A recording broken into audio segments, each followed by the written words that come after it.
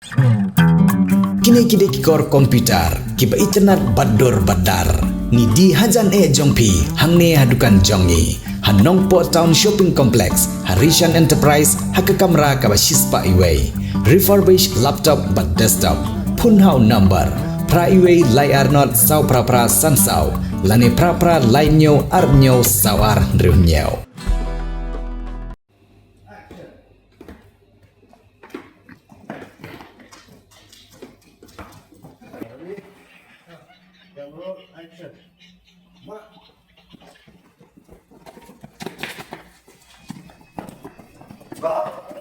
Da ka jing temu banwan ra ya ka jing ai jing pensyai la ne ka awareness program halor ka jing sniu jong drugs ubakta bahaya ke imlang salang hadin ba ki babun ke samla kan thai bat senrang ki ngop hau neu ja jing di ka kan hun chungi ke bawan ra bat penmi ya ki khubor pa pher po ka jela ha ka sin ka ban ningkong kan wan ra ya ka awareness program halor ka jing sniu jong drugs ha ka dur jong ka Phlim Lyngkot la ne ka short film ka bashen on sa penmi pa ba no ya kini Phlim Lyngkot ngisna ha ka jing kersan bat ka jing trilang rengkat u MLA ka Nongpoh constituency ba Emerald Bonsim u bade uwe na ki nong mikmat pa ba na Bhoi district bojupun pau ya ka jing songkhya halor ka jing olat jong drugs bante bat ban serdo ya ka jing im jong ki babun ki samla ki bala pensniu dor ya lade bat kum juro ki la pensniu dor ya ki imlang ka salang ya kini Phlim Lyngkot la thau kerpang kum ka jing sneng dak bawan ra ya ka khana jong we usomlau bangop ha ka jing di drugs bat kum no ngop hadin pan ka jing kala jong u na ka kam di drugs da ka jing kersan jong ki bait bathon yo la ban rabro da ka khana jing e la kersan ro da ki bor pulit ki balai sim ban talang ban pani ka jing sim kha jong tanat pulit ban te la kam mi ka jing salan bat wan ra yo drugs na sabar jong ka jela bat kum juro ka jing e kersan lang bat ka jing sim ban talang jong ki nong trei hapo ka wei ka rehab center hari Bhoi district ka balatip kum ka Kripa Foundation la ro ban kdo bagi nong sim ban ta ki bahakmat ha ka ne Phlim Lyngkot kidai ki batrai ha kene ka thup khubor u Nongpathai bat kato kane la sim bentalang da ki parlok ke biju sungutanat banak Phlim ye kene ka Phlim Lyngkot la ai kerteng ka Syrtap ka Lynti.